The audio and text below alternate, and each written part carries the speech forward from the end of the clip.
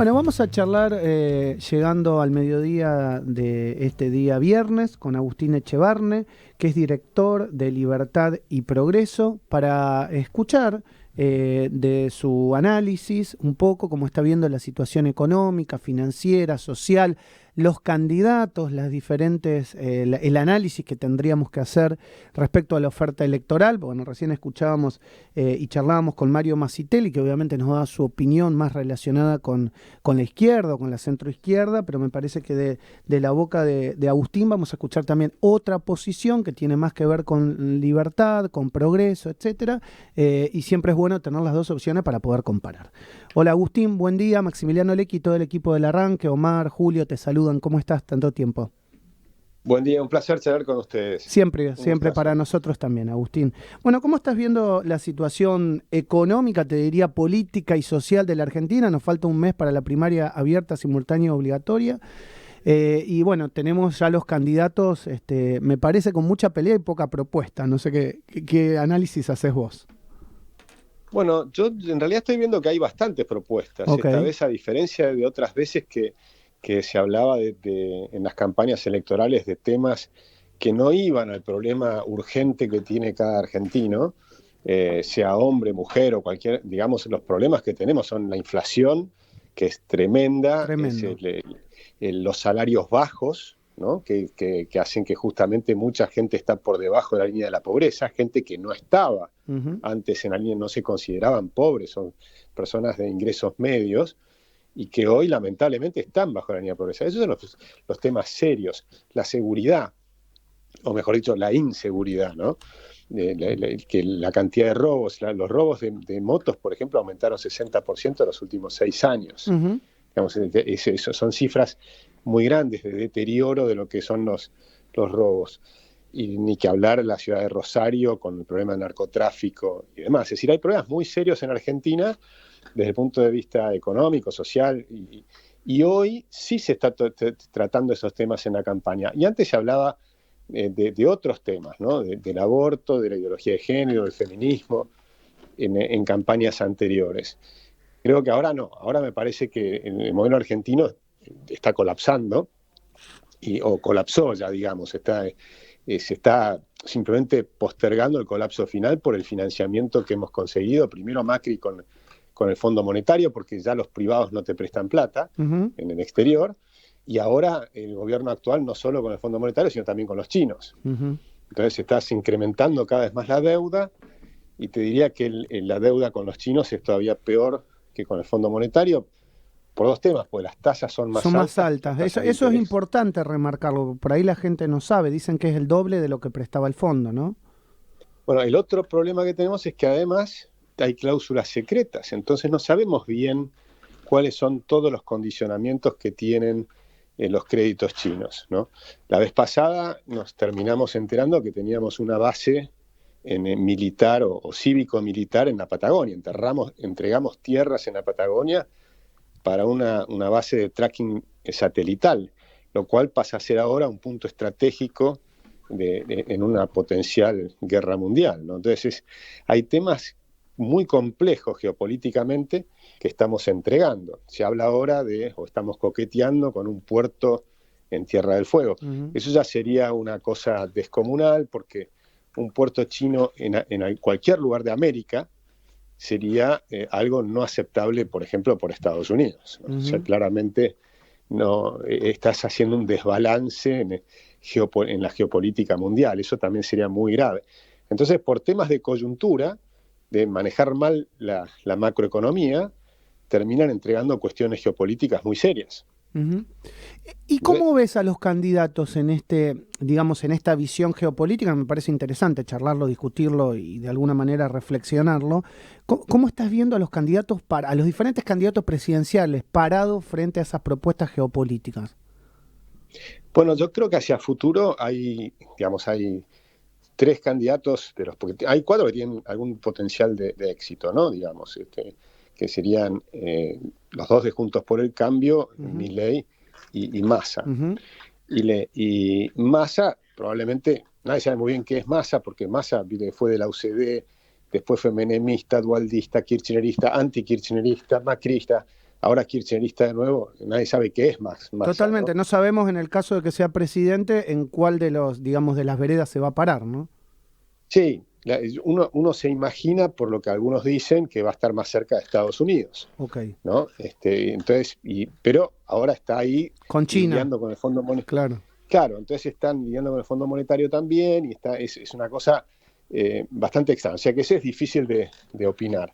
Los otros tres van a estar en sintonía, creo yo, con una política más sensata, donde te lleves bien con Estados Unidos, pero que busques seguir comerciando, por supuesto, con todo el resto del mundo, con China, con Rusia, con el que sea, porque Argentina tiene que tener una posición favorable al libre comercio. Lo que pasa es que hasta el problema está ahí no tanto en la geopolítica, sino en lo que piensan de la economía, y ahí sí hay una diferencia. Y creo que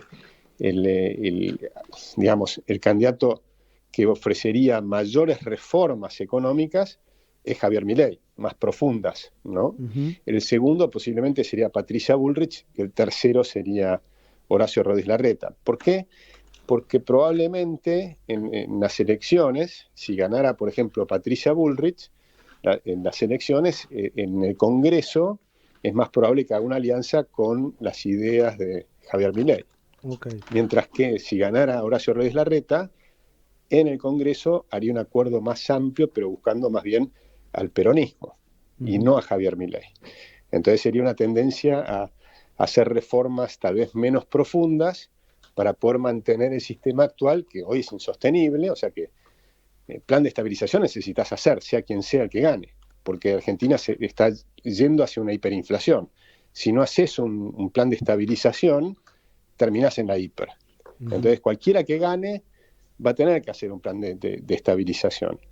Pero la pregunta es si vas a hacer un programa mucho más profundo que signifique un cambio de sistema económico, ¿no? Para ir a una convergencia. Si uno quiere ir a una convergencia con los países desarrollados, tenés que hacer un programa que te permita alcanzar, por ejemplo, a Irlanda, Nueva Zelanda, Australia, que son los países donde Argentina tiene que tener de referencia. Sí, sí. Y para hacer eso necesitas un programa que te aumente, pero 100 puestos como mínimo en libertades económicas. Omar, querías preguntarle a Agustín. Adelante, por favor. Sí, Agustín, muy buenos días. ¿Cómo estás?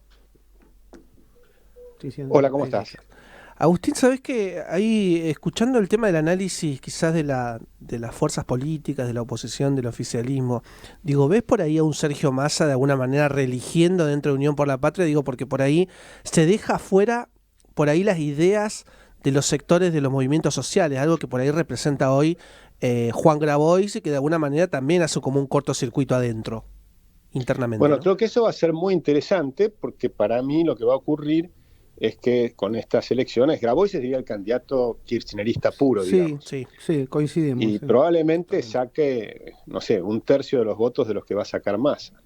Con lo cual, lo que va a ocurrir es que el kirchnerismo va a perder muchas posiciones, porque el kirchnerismo se queda por ahora con la caja, ¿no? Las posiciones, el poder, en un montón de lugares, pero ha perdido la mística y ha perdido la juventud. La mística y la juventud se fueron con Javier Milei. Yo me doy charlas en el interior del país y es impresionante. Mucha gente que me dice... Te preguntan por él, claro. No, pero además me dicen, yo era kirchnerista, viste, después de dar una charla y que yo típicamente te invitan, vas a comer, a tomar una cerveza y te pones a escuchar lo que ellos dicen y típicamente, pero permanentemente me dicen, no, yo era kirchnerista, pero los que se quedaron en el kirchnerismo son los que consiguieron un puesto. El resto, lo que era por mística, por idealismo y demás, lo han perdido. Entonces, y esos están más con Javier Milei, por lo menos como potencial, ¿no? Como decir, bueno, acá hay algo interesante para explorar. Pero han perdido totalmente la idea de la mística que sí tenía hace 15 años atrás la Cámpora, por ejemplo. Julio, adelante, por favor. Sí, acerca del PRO, digo, ¿te parece que Bullrich está imponiéndose por sobre Larreta? Y si es así, ¿la distancia es mucha? Yo creo que sí, pero es difícil saberlo porque las encuestas, viste que no son muy creíbles, pero por lo que uno habla de un lado y del otro, uno se siente que los que están con Patricia están mucho más confiados que los que están con Larreta. Sí, yo tengo la misma sensación, a mí me pasa igual. A mí me pasa igual. Sí, y también con algunos hechos que ha provocado Larreta, que te muestran un poco de desesperación, ¿no? Lo que hizo con Schiaretti, que probablemente le costó un par de puntos en Córdoba, lo cual fue muy malo para el PRO, ¿no? Y para Cambiemos, o para Juntos por el Cambio. Sí. Con lo cual, eso me parece que fue un manotazo de ahogado. Y que tal vez le haya hecho perder la elección a Juez. También. Claro. Entonces eso me parece que puede ser un síntoma de que no le está yendo bien. La última que te hacemos, y te abusamos de tu tiempo, es la elección en la ciudad de Buenos Aires. La verdad que, no sé, lo que pasó con Franco Rinaldi, que yo digo, y esto te cuento un poquito cuál es mi idea y qué es lo que comentaba esta mañana en la editorial. Yo no puedo creer que Jorge Macri no supiera lo que Franco Rinaldi pensaba, porque no hago un juicio de valor sobre lo que Franco Rinaldi pensaba, porque aquellos que lo seguimos en las redes hace mucho tiempo y lo hemos entrevistado, sabemos lo que pensaba. Entonces, es más, estimo que estaba en la lista por lo que él realmente pensaba, sin hacer un juicio de valor positivo ni negativo. Estoy diciendo, entonces me preocupa a mí personalmente que el armado del PRO de Jorge Macri no haya sabido lo que pensaba Franco Rinaldi para después no salir a bancarlo, porque si no salen a bancarlo y no sabía lo que pensaba, ¿qué va a pasar con esa improvisación cuando sea jefe de gobierno? Bueno, yo creo que cuando tomaron estos archivos del pasado, hicieron un escrutinio y sacaron esas frases, algunas muy, muy, muy desafortunadas, les resultó un impacto muy grande en la campaña. Yo no creo que eso sea un representativo de lo que realmente piensa Franco, pero Coincido. Las frases están y son graves y le costó, ¿viste? O sea, claramente le costó mucho. O sea, también es cierto que en la política argentina hay mucha improvisación, ¿no?